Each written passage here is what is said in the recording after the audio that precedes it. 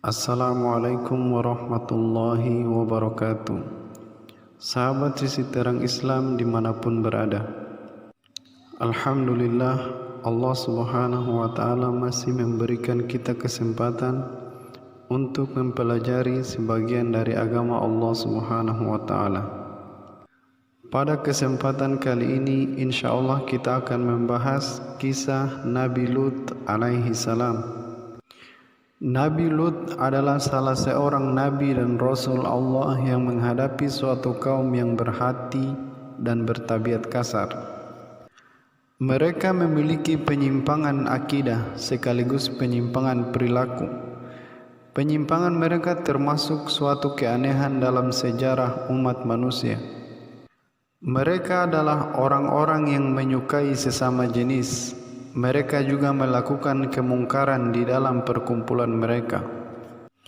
Sebelum lanjut, bagi yang belum subscribe, silakan di-subscribe dan nyalakan lonceng notifikasinya untuk mendapatkan video terbaru dari kami. Para malaikat datang kepada Nabi Lut dalam wujud para pemuda yang tampan. Nabi Lut menerima mereka sebagai tamu dan mengkhawatirkan mereka dari ulah kaumnya, karena dia mengira mereka adalah para tamu yang singgah di desanya dan mereka tidak mengenal perilaku penduduknya yang rusak dan menyimpang. Ketika para tamu itu memasuki rumah Nabi Lut, maka kaumnya mengetahui kehadiran mereka. Lalu mereka datang berbondong-bondong hendak mengganggu tamu-tamu Nabi Lut dan melakukan perbuatan keji kepada mereka.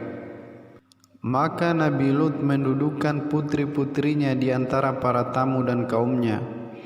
Nabi Lut menawarkan kepada mereka agar menikahi putri-putrinya, tetapi mereka menolak.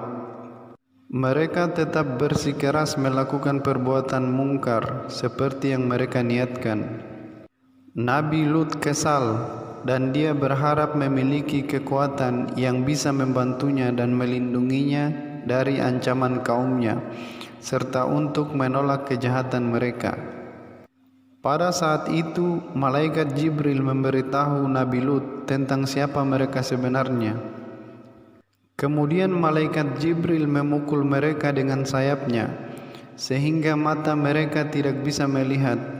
Mereka kabur dalam keadaan takut dan lemas. Pada akhir malam, mereka diangkat ke langit.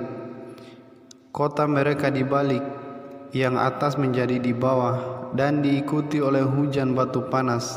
Tak seorang pun bisa selamat, sebagaimana yang digambarkan oleh Al-Quran dan hadis Nabi SAW.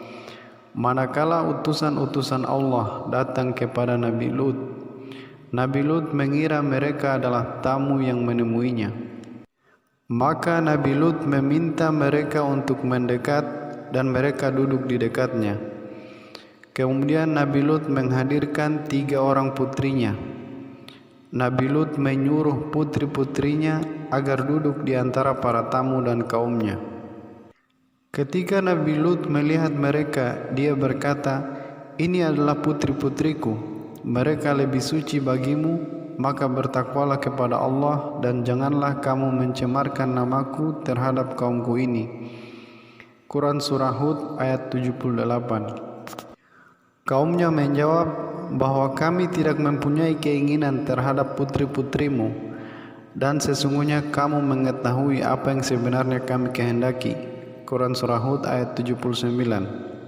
Nabi Lut kemudian berkata, "Seandainya aku mempunyai kekuatan untuk menolakmu, atau kalau aku dapat berlindung kepada keluarga yang kuat, tentulah aku lakukan." Quran Surah Hud ayat 80. Lalu malaikat Jibril menengok kepadanya dan berkata, "Sesungguhnya kami adalah utusan-utusan Tuhanmu. Sekali-kali mereka tidak akan mampu mengganggumu."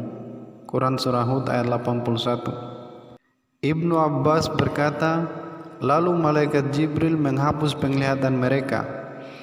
Maka mereka pulang, lari dengan tunggang langgang, sampai mereka keluar kepada orang-orang yang berada di pintu. Mereka berkata, "Kami datang kepada kalian dari sisi orang yang paling mahir sihirnya. Dia telah menghapus penglihatan kami. Maka mereka lari tunggang langgang sampai mereka masuk di sebuah desa. Pada malam hari desa itu diangkat sampai ia berada di antara langit dan bumi. Kemudian desa itu dijungkir balikan, lalu keluarlah angin kencang kepada mereka. Barang siapa terkena angin itu, pastilah ia mati. Dan barang siapa yang lari dari desa tersebut, maka ia akan dikejar oleh angin tersebut yang berubah menjadi batu yang akan membunuhnya.